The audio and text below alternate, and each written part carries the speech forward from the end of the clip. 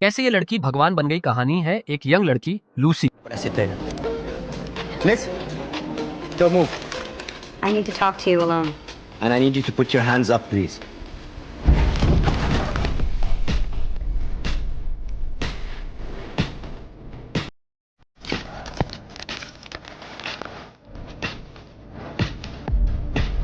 अब वो बन जाती है एक ड्रग म्यूल, यानी एक ऐसा इंसान जो ड्रग्स को शरीर के अंदर छिपाकर एक जगह से दूसरी जगह पहुंचाता है। इस सब के पीछे था एक खतरनाक कोरियन माफिया मिस्टर झांग। वो लूसी के पेट में एक नीला सिंथेटिक ड्रग्स पैकेट सिलवा देता है और प्लान होता है कि ये ड्रग्स उसके शरीर से तस्करी के जरिए बाहर भेजे जाएंगे। लेकिन ट्रांसपोर्ट के दौरान लूसी विरोध करती है और उसे बुरी तरह पीटा जाता है। मारपीट के कारण पेट में रखा ड्रग्स पैक फट जाता है और वो झड़ जैसा ड्रग्स उसके खून और शरीर के अंदर फैल जाता है। फिर जो होता है वो कोई सोच भी नहीं सकता। ये ड्रग उसके ब्रेन को एक्टिवेट कर देता है और लूसी का दिमाग अब आम इंसानों के 10% से ज्यादा काम करने लगता है। धीरे धीरे उसका ब्रेन पावर और एबिलिटीज फेज दर फेज बढ़ती जाती है। शुरुआती स्टेज में ही लूसी को सुपर ह्यूमन सेंस मिल जाते हैं। वो दर्द महसूस नहीं करती। वो कुछ ही सेकंड्स में कोई भी भाषा सीख सकती है। वो भविष्य को देख सकती है और अपने दिमाग से चीजों को हिला सकती है। वो आसानी से उन लोगों को मार देती है जिन्होंने उसे नुकसान पहुंचाया था और वहाँ से भाग जाती है। इसके बाद वो अस्पताल जाती है जहाँ वो बिना बेहोश किए खुद के अंदर से बचा हुआ ड्रग्स निकलवा लेती है। इस दौरान उसकी अपनी माँ से फोन पर बातचीत होती है जहाँ वो कहती है मैं सब कुछ महसूस कर सकती हूँ सिवाय प्यार के। यानी जैसे जैसे उसका दिमाग डेवलप हो रहा था वैसे वैसे उसमें से इंसानियत खत्म हो रही। अब आती है दूसरी स्टेज। वो दूसरों की यादें पढ़ सकती है और इसी तरह वो झांग की लोकेशन पता कर लेती है। वो अपनी मेंटल पावर से झांग के बॉडीगार्ड्स को मार देती है और फिर झांग के दिमाग से बाकी बचे ड्रग्स की लोकेशन निकाल लेती है। तभी उसे एहसास होता है कि उसके पास सिर्फ 24 घंटे बचे हैं। अब उसके पास बस एक मकसद है, बाकी बचे हुए ड्रग्स को ढूंढना ताकि वो और आगे इवॉल्व हो सके। तीसरे स्टेज में लूसी इलेक्ट्रोमैग्नेटिक वेव्स को कंट्रोल कर सकती है। चीजों को हवा में उड़ाना, मैनिपुलेट करना उसके लिए आसान हो जाता है। अब वो धीरे धीरे भौतिक दुनिया की सीमाओं को पार करने लगती है। वो एटम्स यानी परमाणुओं को देख सकती है और किसी भी चीज को नए तरीके से बना सकती है। और फिर ये लड़की भगवान बन गई। फिर आता है चौथा और आखिरी स्टेज। लूसी आखिरी बार पूरे ब्लू ड्रग को खुद में इंजेक्ट कर लेती है और उसका शरीर धीरे धीरे गायब हो जाता है। अब लूसी सिर्फ एक इंसान नहीं रह जाती। उसकी चेतना समय और स्पेस दोनों के साथ एक हो जाती है। वो हर जगह है, हर वक्त है। वो समय को कंट्रोल कर सकती है और ये सीन वाकई इतना जबरदस्त है कि रोंगटे खड़े हो जाते हैं। यहाँ तक कि उसका मानसिक संपर्क प्राचीन इंसानी पूर्वज लूसी से भी हो जाता है और आखिर में हमारी ये देवी एक USB ड्राइव में बदल जाती है।